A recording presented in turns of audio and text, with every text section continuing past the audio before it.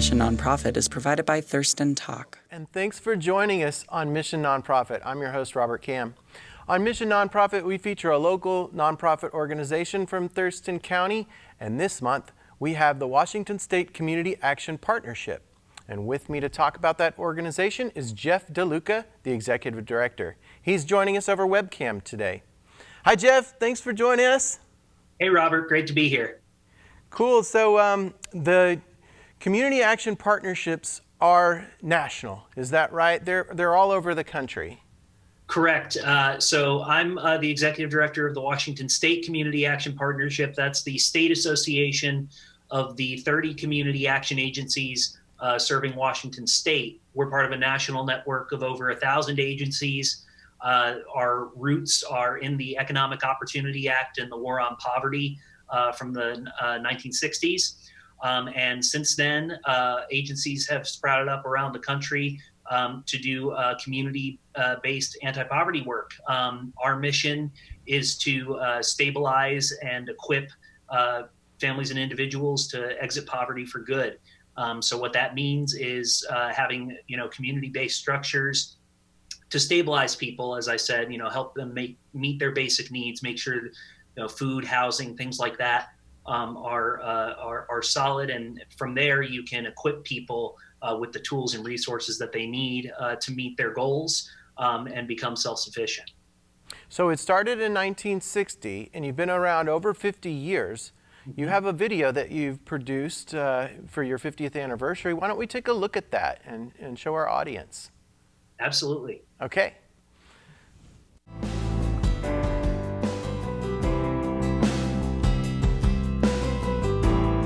When we moved into this house, we thought, okay, this is it. This is the house that we're going to raise our kids in. This is the house we're going to be in. We saw that slipping away. Filed for bankruptcy, and we were going through some really hard times. We moved to start a new church in the inner city of London. His pastoral work was really heavy, really took a huge toll on him. My health just suddenly one day crashed. Eventually, I just couldn't work anymore. Quickly, we watched our savings disappear, watched our belongings have to go, and then our home. We lost our home as well. If Alessandra hadn't helped us, it would be completely different. I believe that we would not be in the house today. I would say about over half now of what I eat is coming from food banks. We came across community action, and it was, we didn't really have anywhere else to turn. Suddenly, we meet with these two amazing women who were about to change our lives and put us back on our feet. That's why we're so grateful to them, and there is a way out. And we've committed to this as much as they've committed to us. It was a huge relief to know that I could keep my family in this house and that we could be here for long term. And it just turned out to be a huge blessing, and so we were so glad that we were able to go through them and get the help that we needed. I don't know what I'd do if there wasn't food banks. I wouldn't have enough to eat. It's strange to think in this country that could happen. I just couldn't believe that there was a program that existed to actually get you out of a shelter and into a home of our own. The day that we walked in, we were welcomed. They were open to whoever you are and whatever your circumstances are. We are taking steps towards independency, which is really where we want to be. Very friendly, and they helped us so much. Thank God there is those wonderful qualities in community action in the people that work for it. I just really appreciate that they're there for the community. I just can't believe a charity like this exists and has scooped us up and said, hey, we're going to help you get on your feet.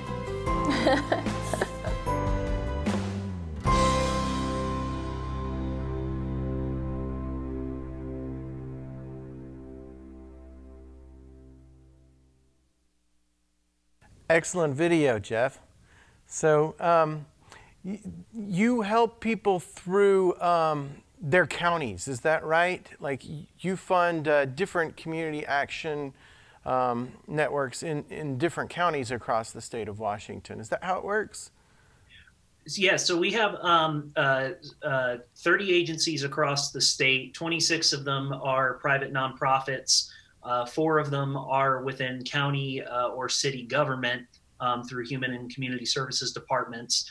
And basically, each agency has a process that they go through every 3 years to conduct a community needs assessment where they engage their boards, which include participation from low-income communities themselves, to engage their communities, discuss the greatest needs that low-income people are experiencing in those communities, and driving their programming based on those community needs assessments. So collectively through the different agencies, we administer over 100 different programs that are all targeted at helping folks get out of poverty for good. So you'll see housing stabilization efforts, so eviction support and prevention, helping folks get their utility bills paid, weatherization and home repair programs to make sure that the quality of that housing promotes safety and health.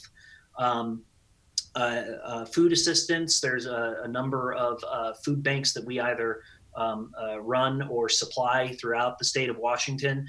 So you're going to find a lot of different kinds of work happening in any given community through a community action agency to help people get back on their feet. And certainly during the moment that we're living in now with the COVID-19 epidemic, our services are more critical than ever. Yeah, and speaking of the COVID-19 epidemic, obviously this isn't a normal Mission nonprofit. We're talking to you over webcam. Usually you'd be here in the studio, and we'll have to make that up to you, have you back in here in person once we're back open for business officially. But what are some of the things that have affected your organization, because of the stay-at-home order and the pandemic? How are things running differently for you guys? Sure. So at the state association, not as much has changed because, we're not necessarily the ones providing the direct services. We're supporting our network with, training and technical assistance. But we've been meeting with our agencies pretty much daily since the epidemic hit to discuss how basically to pivot to providing more services remotely. Some services have had to be suspended at some agencies, but for the most part, our agencies are still finding ways to be creative, stay in touch with their clients by phone or webcam. We have agencies that are working right now with the Employment Security Division to increase language access and supports for people who may need extra help applying for unemployment benefits. We've also been very concerned about the protection of the clients we serve and also the staff at our agencies. We are trusted organizations in our communities, and we really have to keep faith with our staff and the people we serve in order to continue providing services. And part of that means making sure that we have access to personal protective equipment.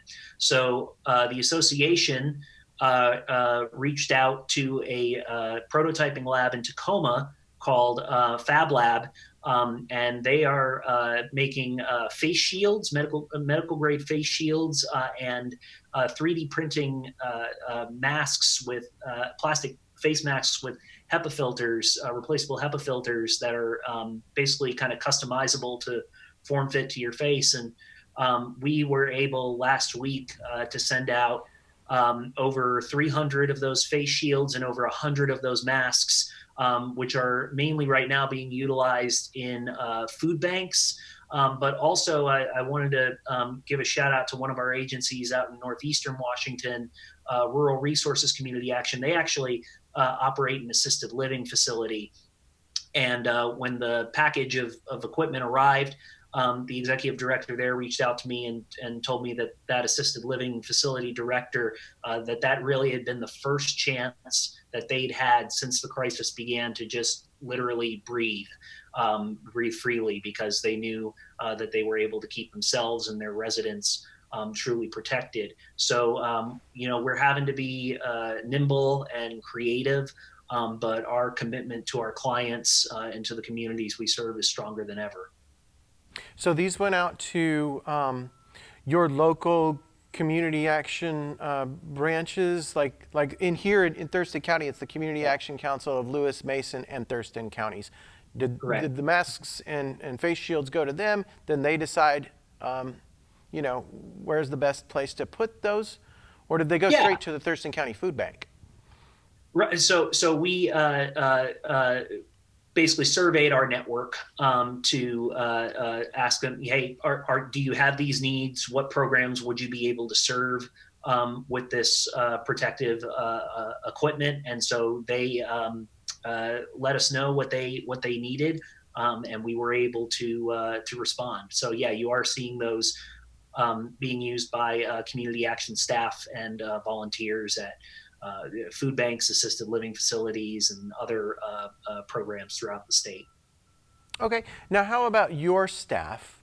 You're probably working remotely because it's probably the work you do isn't hands-on, right? You can probably do telecommuting and things like that. Am I right? Yeah, so I'm a relatively new executive director. I started in December. I had been with the organization in a policy advocacy capacity for about 2 years before that. But I was hiring all new staff, and basically we had about 4 weeks roughly together in the new office until we all had to scatter again and work remotely. So yeah, we have had to adjust a little bit. But like I said, we're checking in with our agencies on a very frequent basis and making sure that we're continuing to provide the kind of training and technical assistance that our agencies need to be successful and continue delivering services. And you were really excited about some of the state investments that have been made to combat houselessness, whatever you want to call it. But and so it sounded like we were in a good place as a state before this happened. What's the future going to be like for those state investments?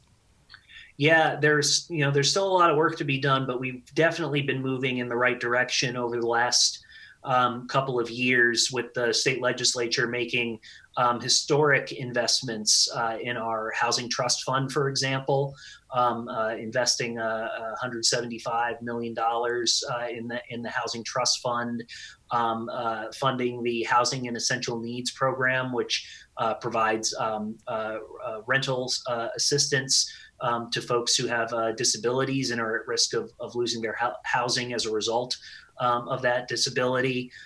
We were moving in a good direction on a number of these state social safety net programs. Our temporary assistance for needy families program.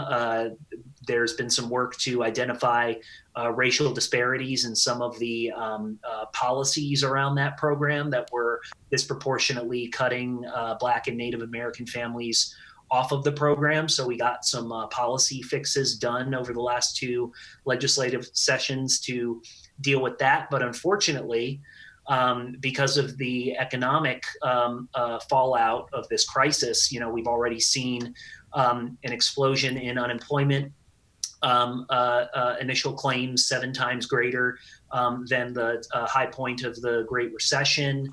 And state revenues falling. That's going to result in a budget shortfall where we are, bracing for what those conversations might mean for our state safety net programs. But our focus right now is really on making sure that we're communicating with policymakers and our partners at the state and with our fellow nonprofit advocates that we have an opportunity here to make different choices than we did during the Great Recession, where we did make major cuts in a lot of these programs that we are just starting to claw back and make progress, as I just referred to, over the last few sessions. So we're really at risk of losing the momentum that we've had, but we do have an opportunity to make different choices. We have a very regressive state tax system, more so than a lot of other all other states, actually.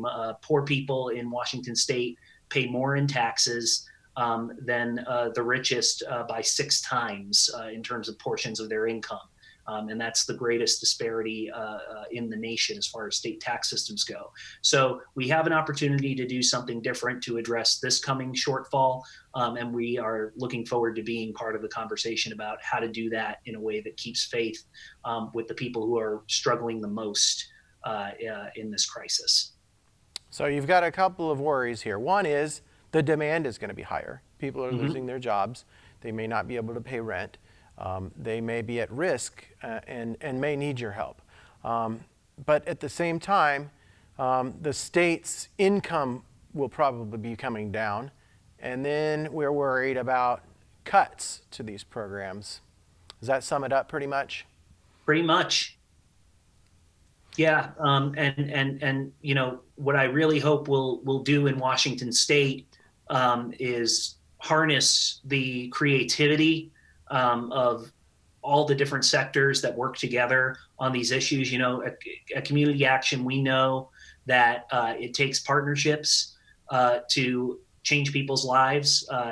Ending poverty is not something that a single organization can do alone, because there's no one single reason that people end up in poverty, and there's no one way out of it. There's no one size fits all solution. So we've really got to work together, be creative. And I keep coming back to this phrase, you know, keeping faith with the communities we serve, with the people who are struggling the most, and making sure that we are the best advocates that we can be for and with them as we continue to provide services that meet their needs and change their lives. Okay. So locally, here in Thurston County, we're served by the Community Action Council of Lewis, Mason, and Thurston counties.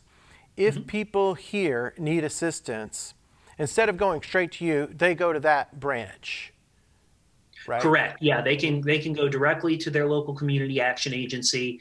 You can find a list on our website, wapartnership.org. You can see all the different community action agencies around the state there.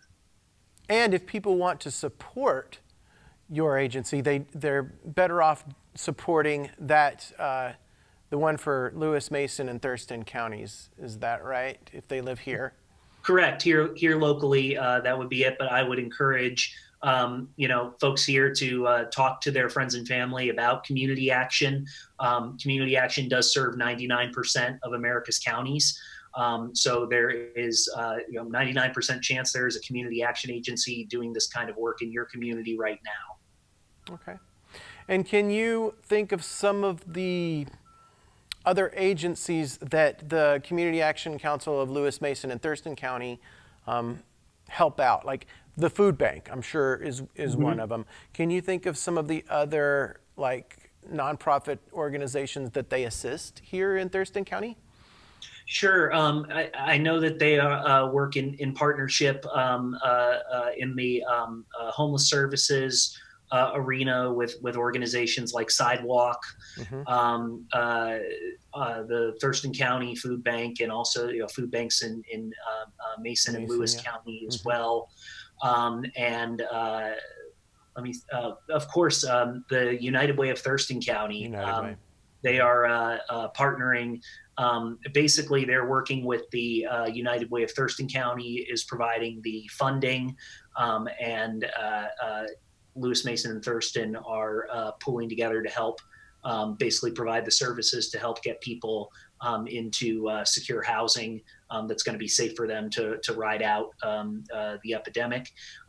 We have agencies across the state right now. You know, sometimes the funding that is coming in for isolation and quarantine for the homeless population is going directly to some of our community action agencies, particularly in rural Washington, Okanogan County, Whitman County. There's definitely others as well. It's hard to keep them all straight sometimes because there's so much going on and so many different programs.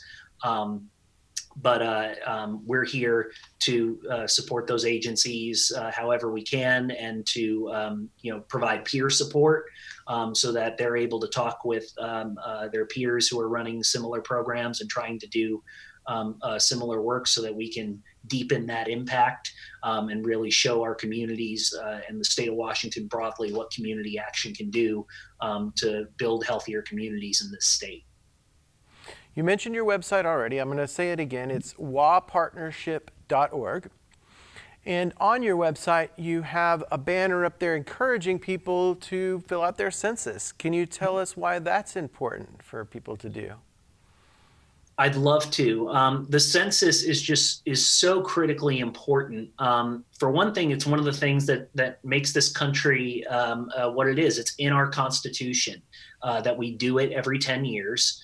And the purpose of that is to ensure adequate political representation. So how many members of Congress to the House of Representatives that we send every year, and what district you are in is determined by the census, determines our state legislative structures, and also literally billions of dollars in funding. It's census data that really drives, how much funding we get for Medicaid in this state, how much funding our public schools get, how much funding we get for SNAP and food assistance.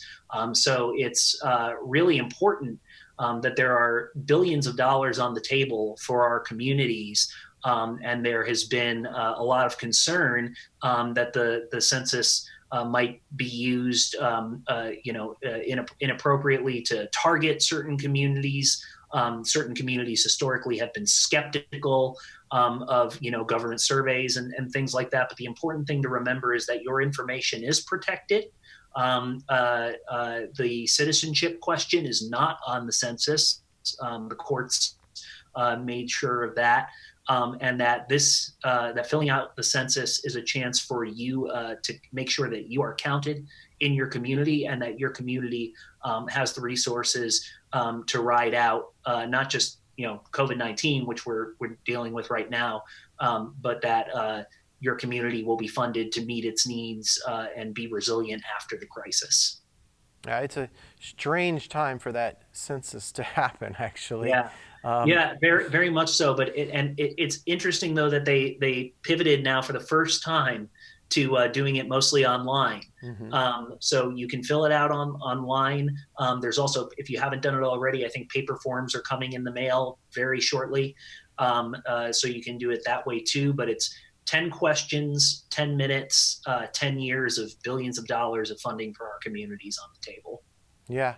I don't know how the COVID-19 epidemic is going to affect that census, because I know we're making progress in Washington State. I believe the figure was we were close to 67% self-response in 2010, and we just I think broke 60% over the weekend here this last week of April. So we are approaching our numbers for 2010, which is a good sign. But we've got to keep encouraging people to do it. Okay, so we already have a little bit of feedback, and we know people are filling out those census forms or online and everything. Yep. Okay, well that's positive. Good. Mm-hmm.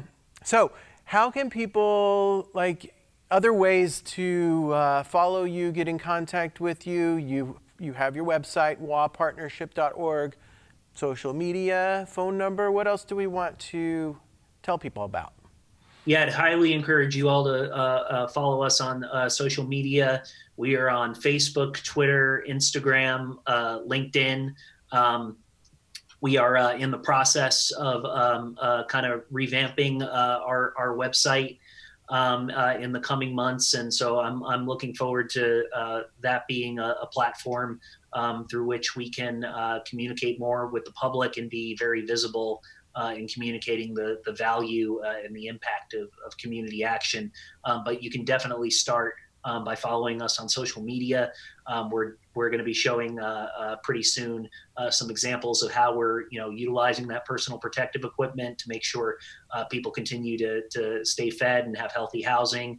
And we're going to come out of this, I believe, really telling a story about how Washington and our residents and our citizens all band together to help each other and help our communities come out the other side of this stronger. Well, it's a very dire time with houselessness right now. I know people see the tents set up, all over Olympia, and in other communities. So very important that y'all are around helping out. So thanks for what you do. And that's what we've got. The one final thing I'll say is that we have a statewide footprint that is pretty unique to a lot of organizations, and we can tell a story about the impact of poverty that is statewide, that tells the story of how homelessness is not just an urban or a suburban or a rural problem. It's a statewide problem that we all have a duty to address. Okay. Well, that's all the time we have for this episode. Again, we're going to have you back when we can do it in person. That's so great. Thanks for taking the time, Jeff. Thanks, Robert. And you can watch Mission Nonprofit on Channel 77 on Sundays at 4:30 p.m., Tuesdays at 6 p.m., Thursdays at 7:30 p.m., Fridays at 12 p.m., and Saturdays at 2:30 a.m., 10 a.m., and 6:30 p.m. You can also catch us online at tcmedia.org. Thanks for watching.